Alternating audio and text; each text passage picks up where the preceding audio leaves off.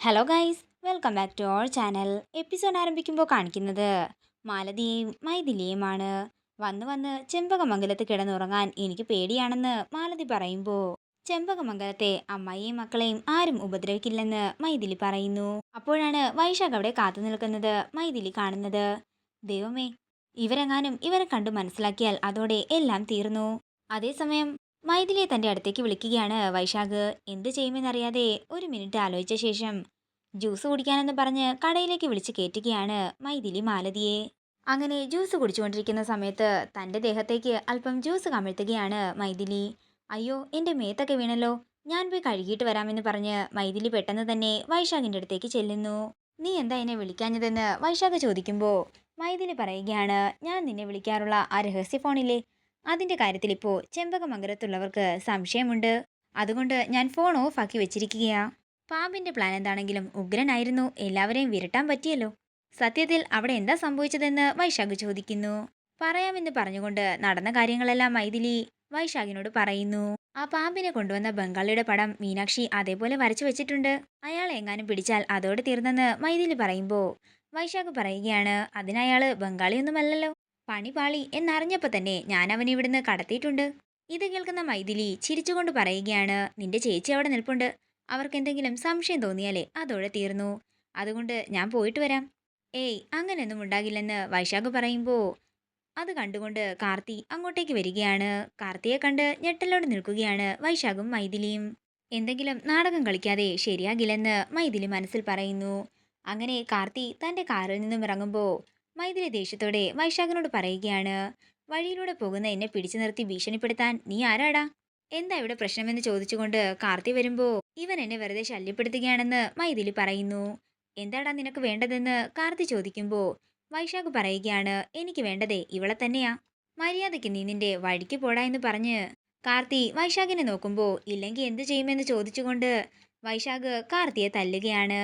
അങ്ങനെ അവര് തമ്മിൽ പൊരിഞ്ഞ് തല്ലാകുമ്പോൾ മാലതി ഇത് കാണുകയാണ്. എന്റെ ദൈവമേ, എന്റെ അനിയനിട്ടാണല്ലോ അവൻ അടിക്കുന്നത്, രക്ഷിക്കണോ, അല്ലെങ്കിൽ വേണ്ട തടി കേടാക്കണ്ടെന്ന് പറഞ്ഞ് മാലതി അവിടെ നിന്ന് ഓടി രക്ഷപ്പെടുകയാണ്. അങ്ങനെ വൈശാഖ് അവിടുന്ന് ഓടി രക്ഷപ്പെടുമ്പോൾ കാർത്തി മനസ്സിൽ പറയുകയാണ്, മൈഥിലി വീണ്ടും എന്നെ ചതിക്കുകയാണോ? പിന്നീട് കാണിക്കുന്നത് ചെമ്പകമംഗലമാണ്. നടന്ന കാര്യങ്ങളെക്കുറിച്ചൊക്കെ ഓർത്ത് ടെൻഷനോടെ നിൽക്കുകയാണ് കാർത്തി. അതേസമയം എന്താ ഏട്ടാ, എന്ത് പറ്റിയെന്ന് ചോദിച്ചുകൊണ്ട് മീനാക്ഷി അങ്ങോട്ടേക്ക് ചെല്ലുന്നു. മീനാക്ഷി, ഒരു സംശയകരമാകുന്ന സാഹചര്യത്തിലാ ഞാൻ ഇന്ന് മൈഥിലിയെയും വൈശാഖിനെയും കണ്ടത് എന്ന് പറഞ്ഞുകൊണ്ട് നടന്ന കാര്യങ്ങളെല്ലാം കാർത്തി മീനാക്ഷിയോട് പറയുന്നു. എല്ലാം കേട്ടതിന് ശേഷം മീനാക്ഷി പറയുകയാണ്, ഇത് അവനും അവളും കൂടി കളിക്കുന്ന ഒരു ഡ്രാമ തന്നെയാ. എനിക്കും അവളെക്കുറിച്ച് നല്ല സംശയമുണ്ട് മീനാക്ഷി. അന്ന് ഗസ്റ്റ് ഹൗസിൽ വെച്ച് നടന്ന കാര്യം കൂടി ചേർത്തപ്പോഴേ എനിക്ക് ആ സംശയം ബലപ്പെട്ടെന്നാ തോന്നുന്നത്. എനിക്ക് അവളെ നല്ല സംശയമുണ്ടെന്ന് കാർത്തി പറയുമ്പോൾ അവളൊരു പഠിച്ച കള്ളിയാണെന്ന് മീനാക്ഷിയും പറയുന്നു. അവളെ സംശയിക്കാനും സംശയിക്കാതിരിക്കാനുമാ എനിക്കിപ്പോൾ തോന്നുന്നത്. അവള് 2 ഫോൺ ഉപയോഗിക്കുന്നുണ്ടെങ്കിൽ നമുക്ക് സൈബർ സെൽ വഴി കണ്ടെത്തിക്കൂടെ എന്ന് മീനാക്ഷി ചോദിക്കുന്നു. ഞാൻ എന്താണെങ്കിലും ഇനി അവൾക്കെതിരെ ഒരു രഹസ്യ അന്വേഷണത്തിലാണെന്ന് കാർത്തി പറയുന്നു. എന്നാലേ ഞാൻ പോയി മുത്തശ്ശിയുടെ അടുത്തിരിക്കട്ടെ, ഉറങ്ങാതെ നോക്കണമെന്നാ ഡോക്ടർ പറഞ്ഞത്. വേണ്ട മീനാക്ഷി, കുഞ്ഞുമായിട്ട് ഉറങ്ങിക്കോ, ഞാൻ മുത്തശ്ശിയുടെ അടുത്തിരുന്നോളാം എന്ന് പറഞ്ഞുകൊണ്ട് കാർത്തി പുറത്തേക്ക് പോകുന്നു. പിന്നീട് കാണിക്കുന്നത് കുഞ്ഞിന് പാല് കൊടുക്കുന്ന മൈഥിലിയാണ്. അതേസമയം ദേഷ്യത്തോടെ നോക്കി നിൽക്കുകയാണ് മീനാക്ഷി. തുടർന്ന് മീനാക്ഷി കുഞ്ഞിനെ എടുക്കാൻ നോക്കുമ്പോൾ മൈഥിലി കുഞ്ഞിനെ കൊടുക്കുന്നില്ല. കുഞ്ഞിന് നിന്റെ അടുത്ത് വരാൻ ഇഷ്ടമില്ല, അതുകൊണ്ടല്ലേ വരാത്തതെന്ന് മൈഥിലി പറയുമ്പോൾ നീ ബലമായിട്ട് പിടിച്ചു വച്ചിരിക്കുകയല്ലേ എന്ന് മീനാക്ഷിയും പറയുന്നു. അതേസമയം ശബ്ദം കേട്ടുകൊണ്ട് നന്ദിനിയും മാലതിയും കൂടി അങ്ങോട്ടേക്ക് വരുന്നു. കാര്യങ്ങള് മീനാക്ഷി പറയുമ്പോൾ മീനാക്ഷിയോട് മുറിയിലേക്ക് പോകാനും കുഞ്ഞിനെ കൊണ്ട് ഞാൻ വരാമെന്നും നന്ദിനി പറയുന്നു. അവസാനം കളിപ്പാട്ടം കാണിച്ച് കുഞ്ഞിനെ എടുക്കുകയാണ് നന്ദിനി. നിന്റെ കള്ളത്തരവും സൂത്രവുമൊന്നും ഈ കുഞ്ഞിന്റെ അടുത്ത് എടുക്കാൻ നിൽക്കണ്ടെന്ന് പറഞ്ഞ് കുഞ്ഞിനെയും കൊണ്ട് മീനാക്ഷിയുടെ അടുത്തേക്ക് പോവുകയാണ് നന്ദിനി. അതേസമയം തന്റെ വിഷമം മീനാക്ഷി മാലതിയോട് പറയുകയാണ്. എന്റെ മീനാക്ഷി, കുഞ്ഞിന് അവള് പാല് കൊടുക്കുന്നില്ലേ, അതുകൊണ്ടാണ് കുഞ്ഞാവളുടെ അടുത്തുനിന്ന് വരാത്തതെന്ന് മാലതി പറയുന്നുണ്ടെങ്കിലും അതൊന്നും തന്നെ കേൾക്കാൻ മീനാക്ഷിക്ക് സാധിക്കുന്നില്ല. അതേസമയം നന്ദിനി കുഞ്ഞിനെ കൊണ്ടുവന്ന് മീനാക്ഷിയുടെ കയ്യിൽ കൊടുക്കുന്നു. എന്റെ മോളെ, ഈ 2 മാസം തീരാൻ ഇനി ഒരാഴ്ച കൂടിയല്ലേ ഉള്ളൂ, നീ ഒന്ന് സമാധാനമായിട്ടിരിക്കാൻ പറഞ്ഞ് മീനാക്ഷിയെ നന്ദിനി സമാധാനിപ്പിക്കുന്നു.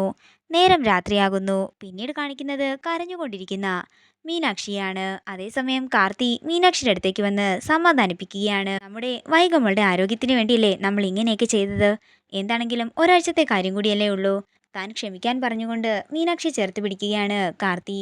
ഇതോടുകൂടി ഇന്നത്തെ എപ്പിസോഡ് ഇവിടെ തീരുകയാണ്. വീഡിയോ ഇഷ്ടമായെങ്കിൽ മറക്കാതെ ലൈക്ക് ചെയ്യുക, ഷെയർ ചെയ്യുക, കമൻറ്റ് ചെയ്യുക. കൂടുതൽ സീരിയൽ അപ്ഡേറ്റ്സിനായി മറക്കാതെ സബ്സ്ക്രൈബ് ചെയ്യുക.